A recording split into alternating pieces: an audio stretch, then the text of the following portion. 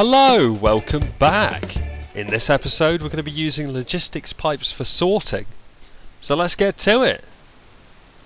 So to get us started in today's build, I've been making some additional chipsets. I've been making iron chipsets. To make these, all you have to do is just put iron in this side of the assembly table, and it takes one iron and one redstone to make the iron chipset. I've also only been running 2 combustion engines at a time. That's just because of the enormous amount of water that they are using. I haven't actually got a big enough supply. I probably need another pump. But running 2 at a time, and then when they get hot I just run the other 2. Seems to work pretty well. So as you can see, I've removed all the pipe work from around my chests. I've kept all the pipe work around the machinery because we're going to keep all of this as it is. We're just going to change the chests for now. So we're going to put provider pipes down in between these chests, just to minimise the amount we need to use. I mean, you could stick them on top, but if we just put them between like that, then they can do both chests. And then what we're going to do is we're going to hook up the whole thing with just normal stone pipe, smooth stone, because smooth stone allows things to move through it quicker for longer. Unlike the cobblestone pipe, the dark pipe, that slows things down a lot quicker over time. So we'll just hook all this up, so I'll just run this across.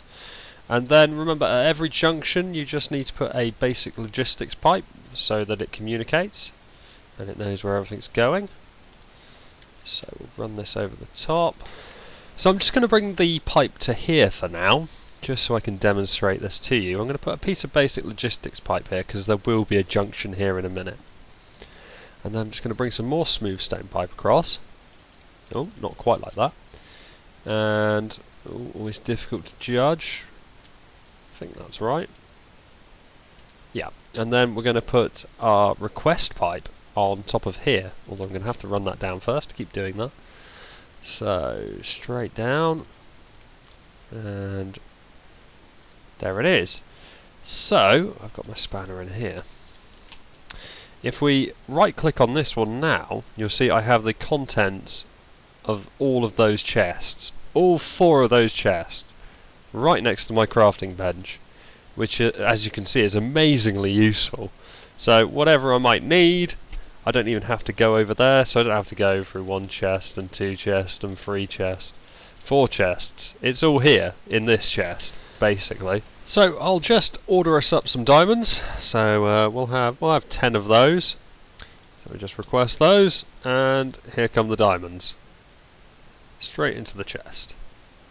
So pretty useful if you're making things. You've got your bench right there, and then you can just right click on that, whatever you need, whatever it might be. So this system is pretty good, but what we need to do is make it so this side where everything is processed communicates with this side where everything is stored. So what we're going to do is make some logistics chassis. So we'll just start with the Mark 1, and all you need to do is put basic logistics pipe in the middle. And then you can use the redstone chipsets like this. If you're not using the chipsets, you can put redstone around it like this. So I'll just show you this one. So if we put it on top of this chest, just like that, and use the wrench, and right click on it, you see it's got a slot in it. And this is for modules.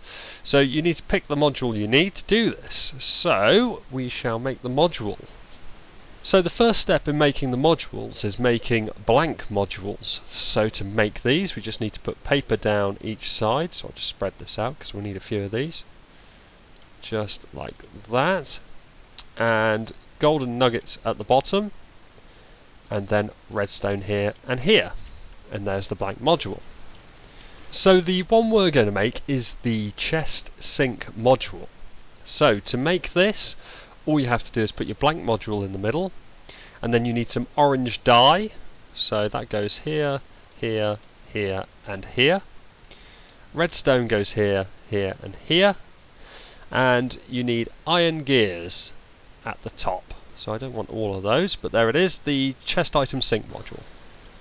So what this module does is, when it is placed in here, so we'll just put it there, it will request everything that's in this chest. So all these items are now allocated to this chest. So it's a pretty effective way of sorting things out, because it means that you don't have to set pipes up. You can just literally stick that in, and anything in the chest is now the inventory that will be collected. So it's pretty good. So I'm also going to show you how to make the Mark II logistic chassis. So to make this one, basic logistic pipe in the middle, and then you can either use the iron chipset like this, or you can put iron around it like that, and that gives you the Mark II logistic chassis. So I'll just show you that one. So if we just put it on this chest here like this, if you right click it with a wrench, you'll see it's got 2 slots. Now if you're playing in a later version than me, then it'll probably be worth having these. I'll show you another bit that we can make, but I can't actually make, which is rather annoying. So I'm just going to have to stick to the Mark I. So the other thing you can make is the provider module. Now, as I said, it doesn't work in this version, but I'll show you it anyway. So all you need to do, if you're using chipsets, you can put lapis here and here, redstone here, here and here, a blank module in the middle, and the golden chipset at the top, and that would give you the provider module. If you're not using chipsets, you can put lapis here and here, and a gold gear in the middle, and that would give you the module. And the provider module works exactly the same as the provider pipe. So if I had one to put in here and went back to the requester pipe, it would come up with all the stuff here. So they're pretty handy, but as I said, I can't make them, which is a bit annoying. So we'll stick with the provider pipes on the bottom, and I'll put the Mark Is with the chest item sync module on top. So this system should work pretty well. So I'll just put in these pipes, and I'll see you in a mo. So as you can see, I've sorted all the pipe work out now. Just remember that everywhere there's a junction, you're going to need to put a basic logistics pipe, just so it communicates. And if I right click on here, you can see the chest item sync modules, and they are in all of these, so all connected up. This chest I haven't actually bothered putting a provider pipe on. This is just like my random crap chest, so but all that random crap can still turn up in there, that's fine. So what we need to do now is connect this to that. So we just need to run a pipe across the top, well, the rest of the way, and hook it up. So I'll show you how we do that. So just get the basic logistics pipes, which are there, and I've already put one in, so we just have one at the bottom, and we'll put another one at the top, and you'll see why that is in a minute. And then we'll get some stone transport pipe and just run that up, and then we can run that all the way over and connect it.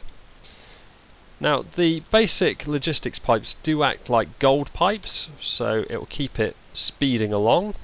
So I'm going to put another one here. Of course you could just use a gold pipe, but I'm feeling fancy, so we'll have one of those there instead. So just keep these going across, just like that. Oh, I might have another one in the corner as well. Go on then, put one there, and then just hook this up. So that is all hooked up. We've got all the chest item sync modules there, we've got the provider modules. It's pretty good. So all we need to do is just give it a test. So I've got a whole stack of ore here, so I'll start loading that in and we'll see how it works. So as you can see, loads of stuff coming up here now, rubber and all sorts. It goes through this first pipe, and then when it hits the second one, it flies off on its journey. So let's follow this bit of rubber through that and straight into the rubber chest. So it's a pretty awesome system, and it sorts everything out for you. Another feature actually I haven't shown you, if we right click on the requester pipe and we click on, say, gold, let's have a look, and you can check the stats of the gold. So that's been completely the same for the last 20 minutes. So that's not a very good example, but if we click on the iron and we refresh and press stats, you can see how much it's changed by. So the height, it was at 170 ingots, and it's actually dropped down to 448 ingots. So you can have a look at all your inventories, and you can really see what you've got, exactly what you've got, and how much you had. So if you're trying to catch Herobrine, who's been stealing your stuff, perhaps you'll be able to narrow down the time he came in. So just to speed things up a little bit more, I've put these 2 logistics pipes at the bottom here, so it immediately starts firing things off, and it doesn't have to wait until it gets up there. And also you don't see it going slow, which is a nice touch, I think. So I just thought I'd show you what happens if you don't have logistics pipes at every junction. So if we just knock out this one and put in a normal piece of pipe, see, it gets a little bit confused. It should eventually find where it's going, but it just messes it up a bit. Let's take it another step, so let's get rid of that one. You see, that completely ruins it. Oh no, maybe not. Oh! Oh god, they're going all the way back. So yeah, so if you have this sort of thing happen, just check that you're not missing any logistics pipes anywhere, because that'll mess it up. Oh god, was nearly knocked out by that one. So that's it for this video. Thank you very much for watching, and I'll see you next time. Cheers!